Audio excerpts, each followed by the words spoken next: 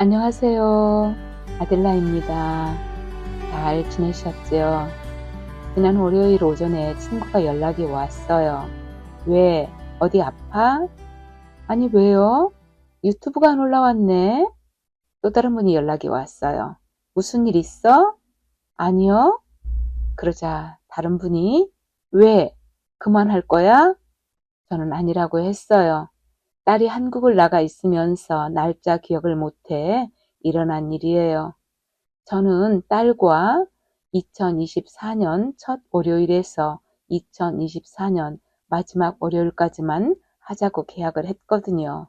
제가 이 유튜브를 왜 하느냐 하면 제가 얼마나 크는지 알기 위함이에요. 우리 집 벽에 아이들의 키를 재기 위하여 키자가 붙어 있습니다. 저는 그 자에 한 주일에 얼만큼씩 크는지 재어보는 것과 마찬가지예요.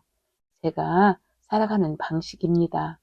그러면 어느 분은 왜 그리 사는데 의미를 부여하며 사는가 물으시겠죠. 저는 꼭 의미를 부여한다기보다는 아직 기억이 있을 때 하느님께서 저의 창조를 계속 하시는데 저도 함께하고 싶어서입니다. 제가 이 글을 써서 녹음을 하여 딸에게 보내면 검토한 올려주죠. 딸이 검토를 하면서 엄마가 무슨 생각을 하고 있는지 알고 있잖아요. 우리의 대화는 이런 식으로 해요. 저와 딸들은 오래전부터 노년 이야기를 해왔어요. 어떻게 지내야 행복한지, 혼자 말고 함께 할 수 있는 것이 무엇인지, 그리고 죽음 준비는 어떻게 해야 하는지 이야기해 왔었거든요. 그래서 제 딸은 알아요. 속에 한을 품으면 죽을 때 고생한다는 것을. 엄마가 하고 싶은 것 못하고 죽으면 자기들이 고생할 것이기에 엄마가 하고자 하는 일을 도와주는 것입니다. 딸의 시간 여유가 있어 도와주는 것이 아니에요. 아이들 키우고 일을 하면서도 그 틈을 내어 엄마가 하고픈 것을 도와줍니다. 효도는 이렇게 하는 것이라 생각해요. 그래서 저는 성공한 여자라고 스스로 생각하며 살아요. 저 하고 싶은 것 모두 하고 지내서요. 제가 요즘 많이 아파요. 예전에 조금씩 아파오던 것이 2년째 심한 관절 통증이 오고 있어요. 조금씩 아프니까 그걸 무시하고 제가 하고픈 것을 계속 하니까 주저앉았다고 표현합니다. 저는 병원 처방도 받고 있지만 이렇게 자세히 저의 내면을 들여다본 적이 없었어요. 먹는 음식과 운동과 제 내면의 성찰을 깊이 하고 있죠. 통증이 있다는 것은 막혔다는 것이잖아요.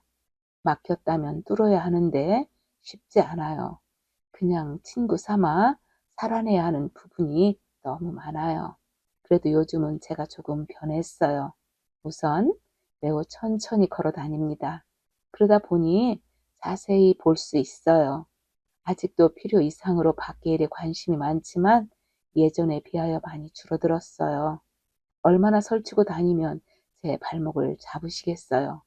발목 통증 때문에 힘이 들어가지 않으니 설칠 수가 없잖아요. 그래서 입으로 떠들어요. 제 주치의가 통증이 얼마나 심한지 1에서 10까지 표시하라고 하더라고요. 그래서 9라고 적었어요. 그랬더니 살짝 웃으시더군요. 검사 결과 염증 수치가 높았던 것 같아요. 의사가 물었어요. 아니, 이 염증 수치로 웃을 수가 있어요? 그러자 제가 그랬어요. 제가 약간 모자라요. 그러자 태도를 바꾸시더라고요. 많은 분들이 이 수치를 가지고 계시면 울고 다니십니다. 네, 저도 울고 싶어요. 그러나 울어서 해결이 안 나잖아요. 제가 징징대 보았자 제 곁에 친구들은 떠나갈 것이고 가족들은 지옥이 될 거예요. 제가 또 하나 성공했다고 자부하는 것이 있어요. 그것은 제가 주제 파악을 잘 하고 산다는 것입니다. 제 책을 읽으신 분도 있으실 거고 못 읽어보신 분도 계시겠지만 제가 책을 냈어요. 요즘 유치원에서 한글을 깨우친 아이들이 읽어도 형편없다는 것 알아요. 그럼에도 불구하고 책을 낸 것은 제가 어디까지 왔는지 알기 위함이었어요. 그런데 그런 책을 제 딸이 영어로 번역을 한다네요. 재미있죠? 그 엄마의 그 딸이에요. 우리는 이렇게 살아가요. 다른 이유 없어요. 영어 번역하여 자기 자녀들에게 우리 가정, 신앙 역사가 어떻게 이루어졌는지 알려주고 싶은 것입니다. 자랑스럽지 못한 흑역사가 있다 해도 포장해서 가르쳐 줄 수는 없으니까요. 이번에는 영어 번역하기 전 제 친구가 교정 도와준다네요. 창피해서도 하고 더는 친구 못하겠다고 도망가지 않고 교정을 봐서 다시 하자고 하는 제 친구를 저는 자랑하고 싶어요. 저 그런 친구도 있다고요. 실력이 없으면 가만히 있지 왜 설치는가 말하지 마시고 우리 한 번밖에 없는 이 삶을 신나게 꾸며봐요. 사진을 찍는 사람은 사진으로, 그림을 그리는 사람은 그림으로, 글을 쓰는 사람은 글로, 피아노를 치는 사람은 피아노 연주를, 기타도 좋죠. 뭐든지 우리 함께 노년의 장기자랑을 한번 해봐요. 며칠 전 어느 유튜브 강의를 하나 들었습니다. 그분은 불교를 공부하는 사람이었어요. 그 강의 안에 윤회설을 말하면서 꼭 죽어서 다시 태어나는 것이 윤회가 아니고 60살을 살고 그 이후의 삶은 다시 윤회하는 걸로 알고 살아가면 된다는 것입니다.